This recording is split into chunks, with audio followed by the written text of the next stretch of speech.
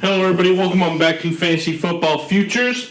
Today is Thursday, October 21st, and we are going to go over our starts for the Week 7 and some fades for Week 7. You're here with Tyler. I'm Tyler. That's Tim. Oh, my God. I messed this up. What's up? Going into Week 7 here, going over some of our must-starts and some our fades for the week. And there was some news that came out today, so we'll just go ahead and jump into some of the news around the league. Baker, that came out today that he is going to require surgery in the offseason. He has a torn labrum in his non-throwing arm, so that's kind of the big news that came out there. So he will be back. It's just we're not sure kind of what it's going to look like with him. And then Tyreek Hill today, he did not practice. Does that have you worried about this weekend for him if he's not practicing on I feel like he's been like this at practice for the past few weeks. We have him this banged up. I'm not too worried, and hopefully he plays because they're playing against the Titans, and he can have himself a pretty nice day. They could have a big game. So I know that game, that over/under is very high. So I'm interested to see what it's going to look like. Yeah, it was. So that's really it. That's all the news I've kind of gotten around this week. Dallas Goddard was activated for the weekend. Yep. He didn't practice today, but he's activated. And I think Damon Williams for the Bears has not practiced again today. The earliest he could be cleared is Saturday. So I'd be surprised if he even plays. Because he's unvaccinated, that's why. So I'd be surprised if he plays this weekend. So Herbert might be the main back this week. I'm not too worried about it because they do play the Bucs. Yeah. So, but at the same time, Justin Fields only is like the lowest in the NFL of like attempts per game with like 16. Yeah. So they might still try to run the ball and then maybe open up that pass game a little bit. So it should be interesting. Matt Nagy, you never know what he's going to try to do in this Run life. the ball 50 times. He's an idiot. But yeah, so this episode's going to be a little bit shorter. We're just going over our starts and our fades, and then we'll have our next episode coming out later in the week, maybe Sunday morning or Saturday night, about our picks. Let's go ahead and jump right in then and start here with our starts for the week. We each made a list of 5. Any position, just kind of who we think are people that have some solid weeks this week. I'll start here with my first must start for this week. It's kind of a guy who's picked up steam over the last couple weeks, and I think he's bound to have a huge game because they designed so much for him in their offense, and that's Cordero Patterson with the Falcons. They're just playing a really bad Miami run defense, who's given up 677 yards and 7 touchdowns to 2 running backs on the ground, and then they've allowed 2 more through the air. So I think Cordell Patterson's going to be a guy who's kind of going to be all over the field this week, and just kind of expect something big from him. Yeah, so I'll kind of talk about Cordell Patterson. If you're ever playing against the Dolphins defense, start pretty much all their offensive players on the other side. I think the Dolphins are getting up a lot of points. It's not the same defense as it was last year. That team is in shambles right now, just defensively and offensively. So I think the Falcons are going to have a pretty nice day. Yeah. And so we'll transition to that. My must start is actually going to be Matt Ryan.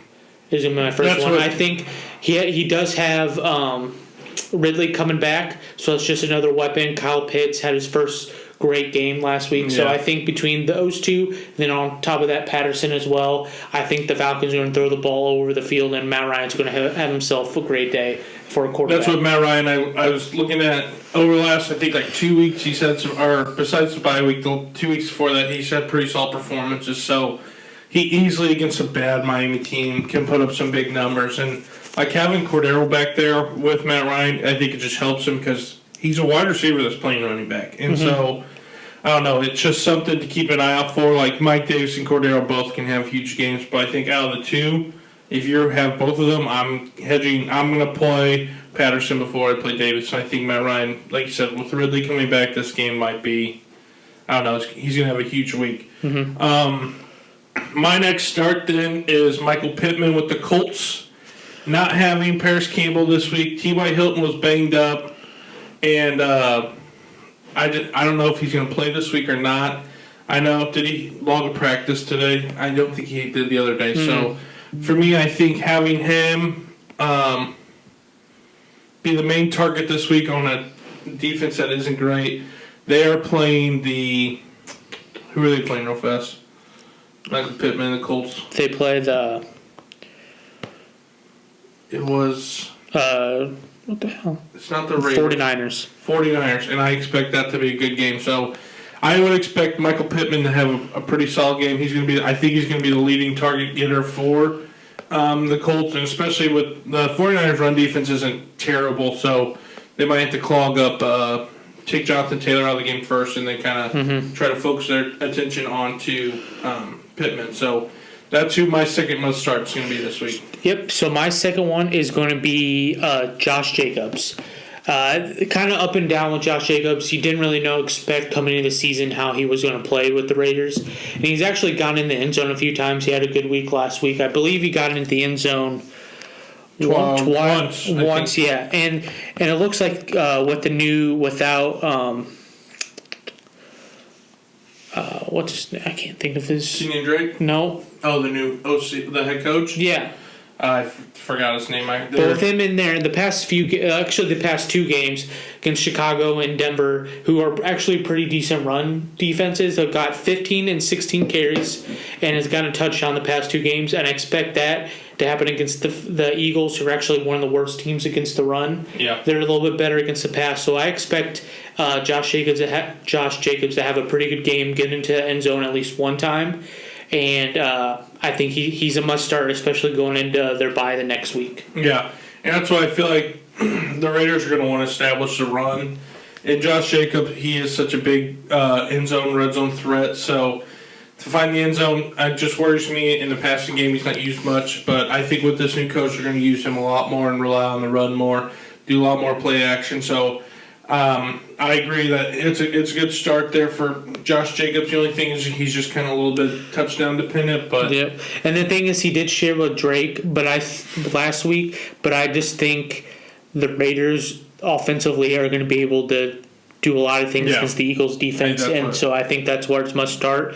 And then also I'm going to jump into my number 3 is Michael Pittman as well. Mm-hmm. Talked about Campbell being out. I think he took a couple of targets away from Pittman, but now it's pretty much up to Pittman now. I think Wentz has to throw him the ball, and now it's up to Michael Pittman to be able to show out, and I think that's what he does this week. And that's why, he's definitely going to be the main one. So my number 3 this week is going to be a wide receiver here as well. And I feel like this is a guy who's kind of been a solid, great flex play week in and week out until he got hurt.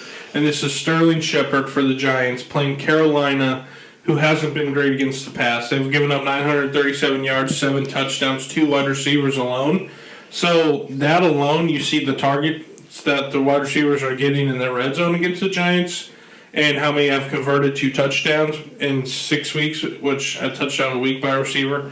I would take that, and I would take that risk with the Giants, and Shepard being really the only guy they have this week. Galladay didn't practice. Tony's going to be out. Barkley's hurt. Tony's out. And Slayton is still questionable. So, to me, I think it's Sterling Shepard's show there. Evan Ingram is kind of a non-factor. Yeah, even if Ingram plays, I'm not worried about him. And they're going to try to run the ball, be run heavy with Booker.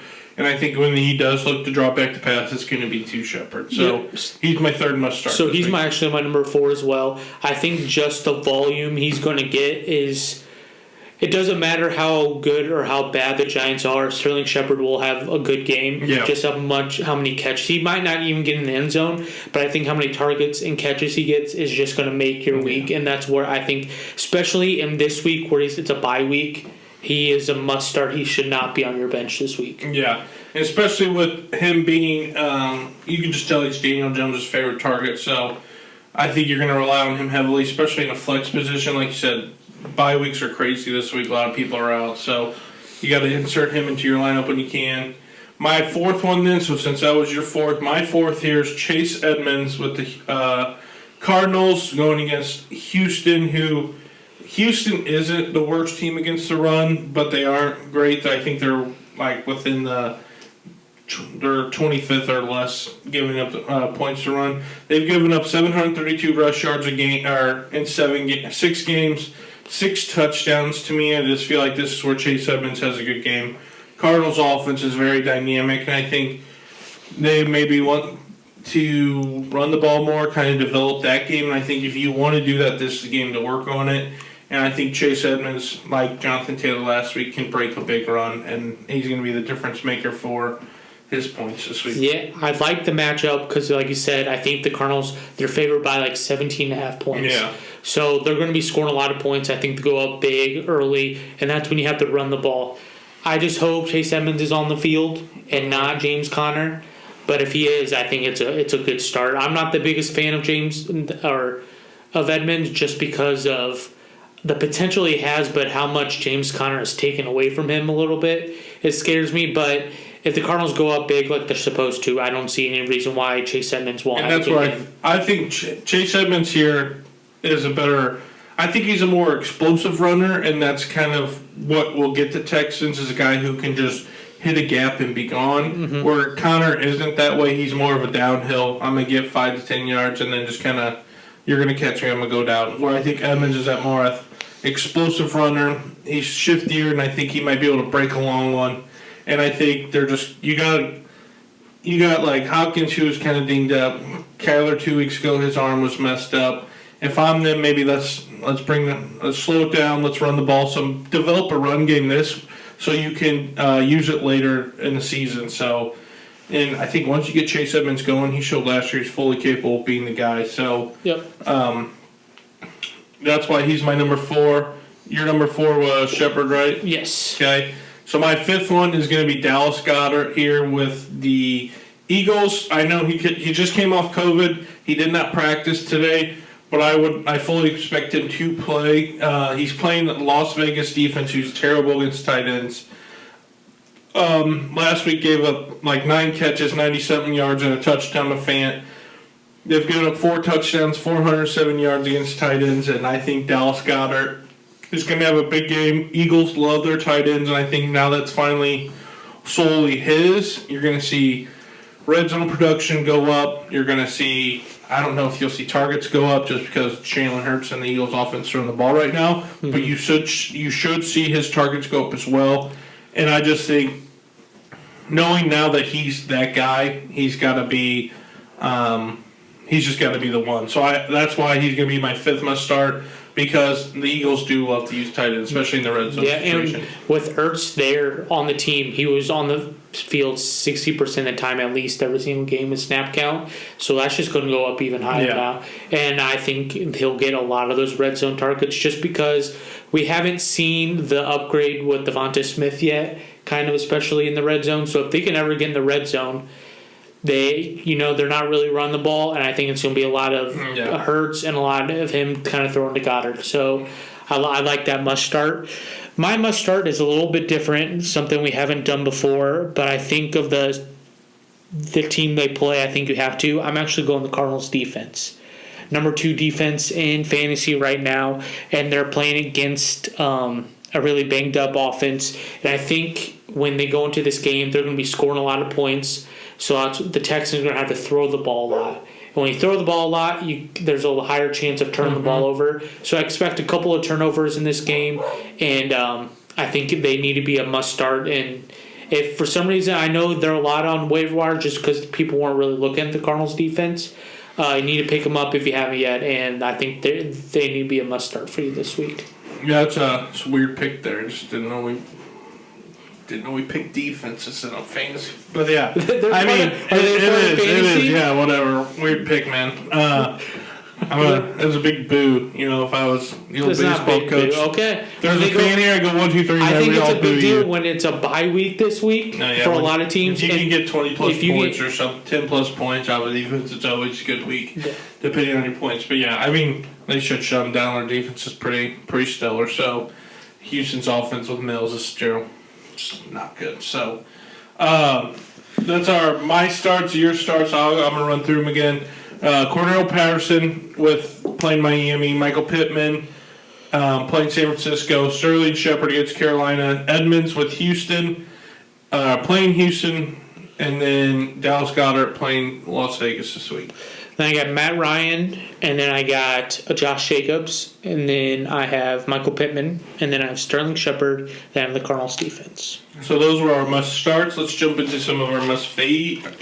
Or not maybe must fades, but some fades. I know bye week heavy. You're looking at it. Both these players are probably going to have to be starting, but But to me, it's just like if you're in a deeper league and you're looking at maybe a guy like, so my first one, you're looking at Tyler Boyd or Sterling Shepard, who you're going to play. I think you're definitely starting Shepard, and you're sitting a guy like Tyler Boyd, who kind of is looking like he's on the outside looking in now with this Bengals offense. Mm-hmm.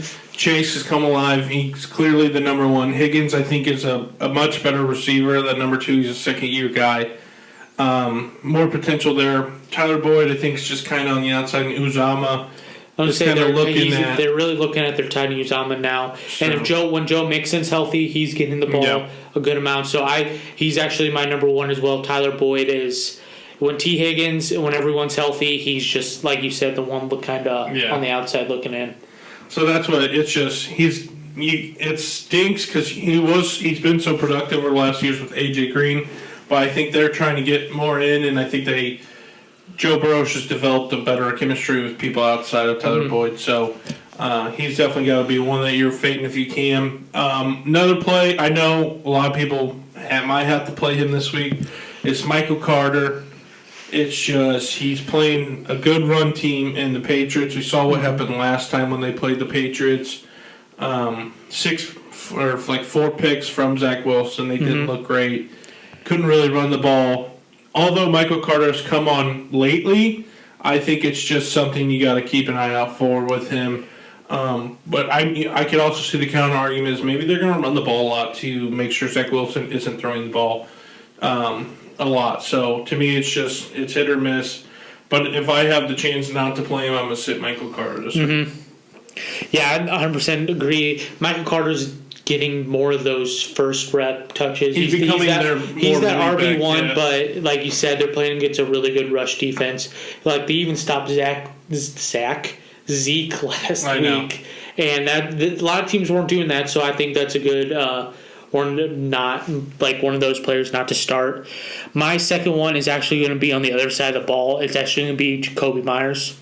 I was thinking about putting him on there, but I think you have to just because the Jets are actually third in the league against points given up to wide receivers. Only 70 points. I know it might be because they get down so fast, so then the other team just runs the ball, but I think that team is stopping against the pass and making people run the ball. They're a solid pass defensive team. They're honestly a solid defense. It's just when you're on the field consistently, it's just tough. I agree. But that's what, I have Jacoby Myers on here as well, and I think the fact of the game is the Patriots have turned into, they're building this run game now, so maybe it can develop later. We saw last week Harris and Stevenson get involved and develop a little bit of a run game, getting a rhythm. Harris got in the end zone, and Stevenson just had a pretty solid game for being a backup. And that's what I think you're going to see more of, especially with the Patriots. They love to run the football. So I think they're going to come out in this game and try to pound the ball and make the Jets stop Damian Harris and Ramondre Stevenson. And then I just think Jacoby Myers, it also seems like Nelson Aguilar might be a guy getting in the mix more for the Patriots over the last weeks. So it's just Jacoby, he's a great, reliable guy. He's just not finding the end zone, and that's always tough to do. And like we said, I think the Patriots defense comes up big this week again against a rookie quarterback. So to me, it's just you got to sit Jacoby just to take that. But if you got to play him, you're hoping he finds the end zone. I have him miss. He gets his targets, but I just don't see him getting in the end zone. He just can't do it. Like PPR, great. Standard league, it's tough play week in and week out with Jacoby. But yeah, so that was my third one. Who was your third one then? So my third one is going to be Gaskin for the Dolphins.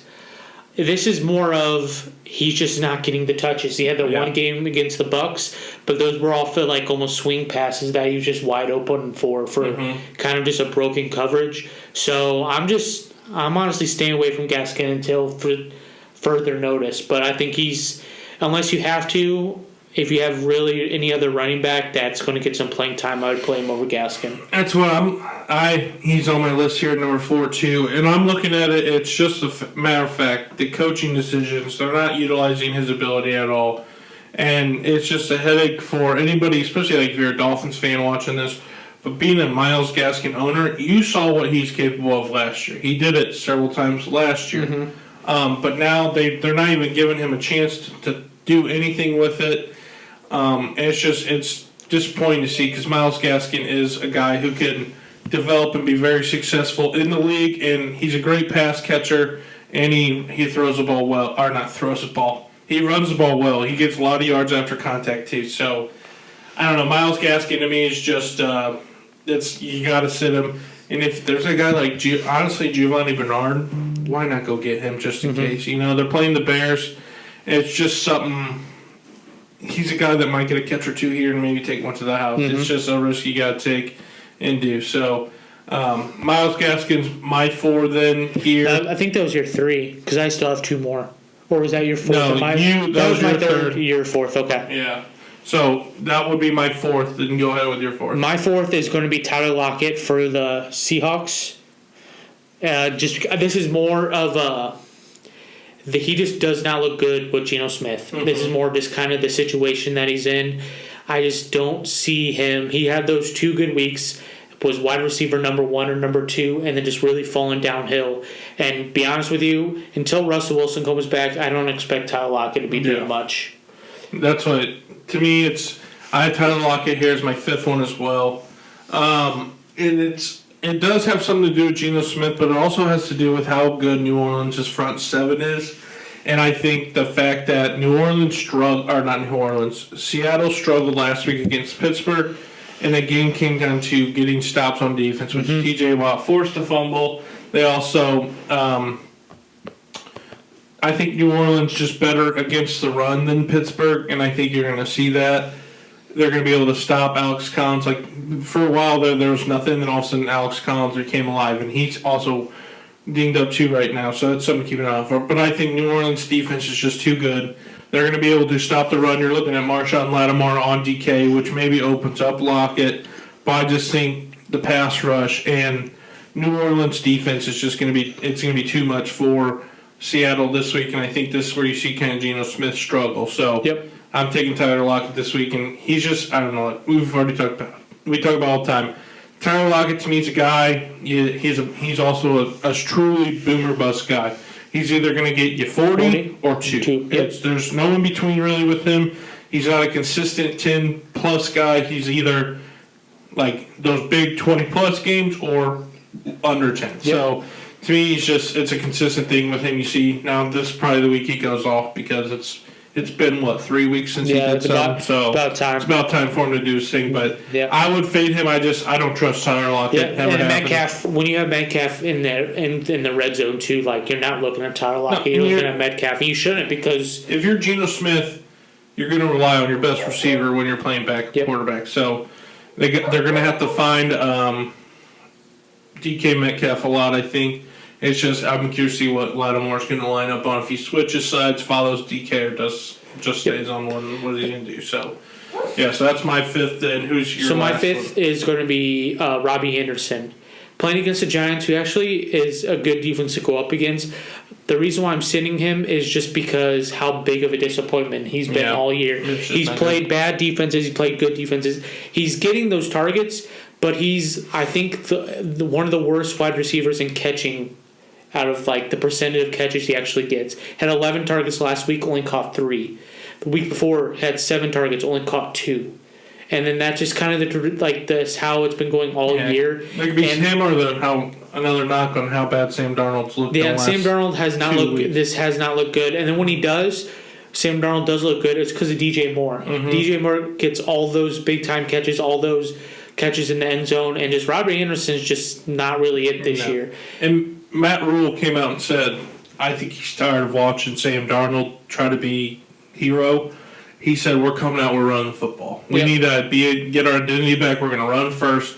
So I think you're going to see heavy dose of Chuba Hubbard. And this is without McCaffrey, too. Just nothing did not get better for Anderson. So that's why he's my 5th must-sit for this week. And I agree with that. He's just been – you have him on your bench, and you just hope maybe one day he gets back into being something. But unfortunately, I don't see it in his near future. So it's just disappointing. I think, like Matt Rule said openly, against a Giants team who gave up a lot of points to Darrell Henderson last week, who's kind of looking like a great pickup with Darrell Henderson. It's just, I don't know, they're going to run the ball and just try to secure it that way. And I think any play action they do off it's going to go to DJ Moore.